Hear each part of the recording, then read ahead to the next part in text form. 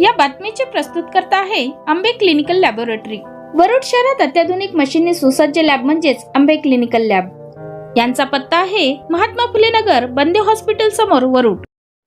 माननीय मुख्यमंत्री देवेंद्र फडणवीस यांनी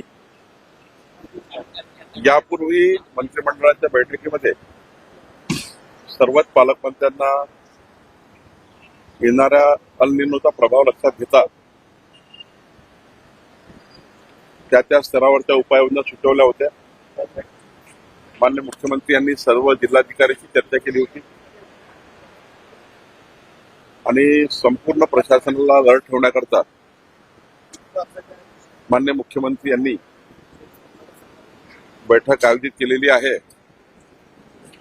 आणि या बैठकीमध्ये एकंदरीत दुष्काळजन्य परिस्थिती निर्माण झाली तर शासनाने काय काय भूमिका, कुठल्या कुठल्या विभागाच्या काय भूमिका असतील याबद्दलचा संपूर्ण या ठिकाणी मला वाटतं आढावा मुख्यमंत्री घेणार। महिला आरक्षणाच्या बाबत आज मुख्यमंत्र्यांची पत्रकार परिषद आहे। सगळ्या महाराष्ट्राचं लक्ष लागून आहे। काँग्रेसनं एकूणच जी भूमिका घेतली त्याला सडेतोड उत्तर देणार मुख्यमंत्री। खरं तर आमच्या बहिणीचा विश्वासघात आणि एखादी भ्रूण हत्या व्हावी असं कृत्य काँग्रेसने केलं आहे। संपूर्ण देशामध्ये आक्रोशाचं वातावरण आहे। 70 कोटी आमच्या लाडक्या बहिणी या महाराष्ट्रातल्या, देशातल्या काँग्रेसच्या या दुष्कृत्याचा बदला घेतल्याशिवाय राहणार नाही। माननीय पंतप्रधान नरेंद्र मोदीजींनी 350 महिला खासदारांना संसदेत येण्याची संधी निर्माण केली होती। काँग्रेसच्या या नाकर्त्यांनी 350 महिला खासदार होत असताना शेड्यूल कास्ट, शेड्यूल ट्राईब आणि त्यामध्येही महिला बहिणी या खासदार होण्याच्या मार्गावर असताना, अनेक मोठं प्रतिनिधित्व देशाच्या मंत्रिमंडळात मिळत असताना त्यांना थांबवण्याचं काम काँग्रेस पार्टीने केलं। महाराष्ट्राचा विचार केला तर 150च्या वर महिला आमदार जर असल्या असत्या तर आमच्या बहिणीच्या समस्या, लाडक्या बहिणीच्या समस्या सभागृहामध्ये मांडण्याकरता एक मोठी संधी मिळाली असती। महाराष्ट्रात 170 महिलांना या ठिकाणी सत्तेपासून दूर ठेवण्याचं काम काँग्रेस पार्टीने केलं आहे। यवतमाळमध्ये 34 आदिवासी मुली बेपत्ता झाल्याचा आरोप भाजपने केलेला आहे।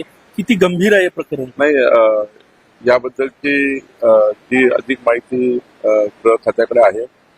माननीय देवेंद्रजी याविषयी लक्ष घातलेलं आहे। मी लक्ष घालेन आणि विदर्भाचा प्रश्न असल्यामुळे नक्कीच या ठिकाणी हा प्रश्न किती मुली गेलेल्या आहेत, काय आदिवासी मंत्रीच्या भागात आहे अशोक उईके, तेही चर्चा करतील। निश्चितपणे यामध्ये पूर्ण चौकशी सरकार करेल। रियाज काझी नावाच्या व्यक्तीला नागपुरात अटक केलेली आहे।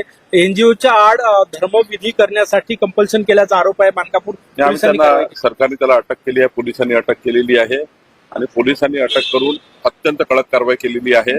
आणि अशा प्रकारचं जे नागपूरमध्ये एक भयंकर प्रकरण, याचा जो प्रभाव पुढचा होता तो फार मोठा होता, पण ते थांबवण्याचं काम पोलिसांनी केलं आहे। परत पडायला तुम्ही जाऊन आलेला आहे, संपूर्ण प्रकरणाची माहिती घेतली आहे। नवनीत राणांनी जे दावे केले त्यात काही तथ्य आढळलं का? मी वारंवारच सांगितलं आहे की कुठलाही पक्षाचा नेता, काँग्रेस असो, भाजप असो, नवनीत राणाजी असो, अनिल बोंडेजी असो, प्यारे खानजी असो, विजय वडेट्टीवारजी असो, या सर्वांनी अशा संवेदनशील प्रकरणामध्ये कुठल्याही पद्धतीने संपूर्ण पोलिसांचा प्रेस आल्याशिवाय, पोलिसांची पूर्ण माहिती बाहेर आल्याशिवाय, पोलीस पूर्ण माहिती देत नाही तोपर्यंत अशा प्रकरणामध्ये थोडा आरोप प्रत्यारोप, शंका कुशंका व्यक्त करून या ठिकाणी दोन धर्मामध्ये तेढ लावून अमरावतीचं अत्यंत आनंदाचं वातावरण त्या ठिकाणी खराब होणे याची काळजी आम्ही सर्वांनी घ्यायची आहे।